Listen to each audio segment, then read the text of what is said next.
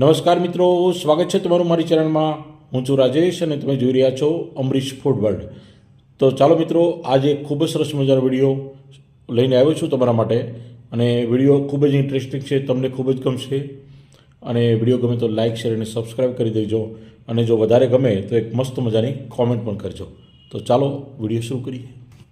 શાકની પણ જરૂર ન પડે તેવા ભરેલા મરચાં આપણે આજે બનાવશું. તો એના માટે આપણે ઘરમાં જે પણ નમકીન પડ્યું હોય, જે ફરસાણ પડ્યું હોય લેવાનું છે. એક મિક્સર જારમાં એડ કરવાનું છે. ત્યારબાદ એમાં સાંધા નમક એડ કર્યું છે. અને હવે અડધી ચમચી વરિયાળી એડ કરી છે. અને ત્યારબાદ ગળપણ માટે થોડી ખાંડ પણ એડ કરી દેવાની છે. હિંગનો પાવડર એડ કરવાનો છે. થોડો ગરમ મસાલો એડ કરવાનો છે. લાલ મરચું પાવડર એડ કર્યું છે. અને ત્યારબાદ લીંબુનો રસ એડ કરવાનો છે.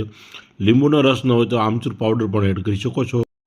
થોડો ફુદીનો પણ એડ કરી શકો છો. હું અત્યારે કોથમીર એડ કરું છું.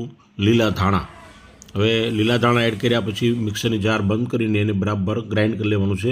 દરદરું પીસી લેવાનું છે મિત્રો, બહુ ઝીણો ભૂકો નથી કરવાનો. અને હવે સરસ મજાના તાજા લીલા મરચાંને વચ્ચેથી કાપા પડીને એમાં સ્ટફિંગ કરવાનું છે. જે આપણે મસાલો બનાવ્યો છે એ મસાલો અંદર ભરી લેવાનો છે. ભરેલા મરચાં તો ઘણા લોકો બનાવતા હોય છે, પણ બધાનો મસાલો બનાવવાની રીત અલગ અલગ હોય છે મિત્રો. અને આ મસાલો અત્યારે તૈયાર થઈ ગયો છે. આમાં થોડા તમે સફેદ તલ એડ કરવા હોય તો પણ કરી શકો છો.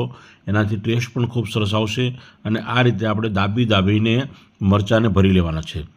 અને આ રીતે ભરેલા મરચાંના તમે વઘારીને પણ ખાઈ શકો છો. અને એના ભજીયા પણ બનાવી શકો છો મિત્રો. ભરેલા મરચાંના ભજીયા બનાવવા હોય તો આ જ પ્રોસેસ છે. ફક્ત ચણાના લોટમાં એને ડુબાડીને તળી લેવાના છે. તો આ રીતે તમે આખા ભરેલા મરચાં પણ બનાવી શકો છો.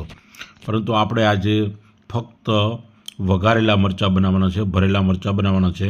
તો એ કઢાઈમાં આપણે 2 ચમચા તેલ લેવાનું છે.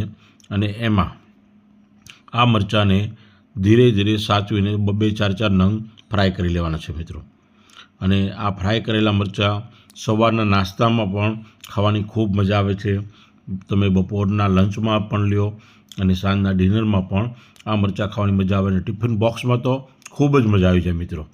તો તમે જરૂરથી બનાવજો. તમને જો મારો વિડીયો ગમ્યો હોય તો મારા વિડીયોને લાઇક કરજો. વધારે ગમ્યો હોય તો સબસ્ક્રાઈબ કરજો. અને આથી પણ વધારે ગમ્યો હોય તો તમારા તમામ મિત્રોને આપણો આ વિડીયો શેર કરજો. તમે જોઈ શકો છો મિત્રો, કેટલા સરસ મરચાં બનીને તૈયાર થઈ ગયા છે. અને એનો સ્વાદ તો તમે જ્યારે ઘરે બનાવશો ને ત્યારે જ ખ્યાલ આવશે. અત્યારે તમને દેખાવામાં તો ખૂબ જ સરસ લાગી રહ્યા છે. તો ચાલો મિત્રો, મળતા રહીશું નવા વિડીયો સાથે. જય હિન્દ, જય જય ગરવી ગુજરાત.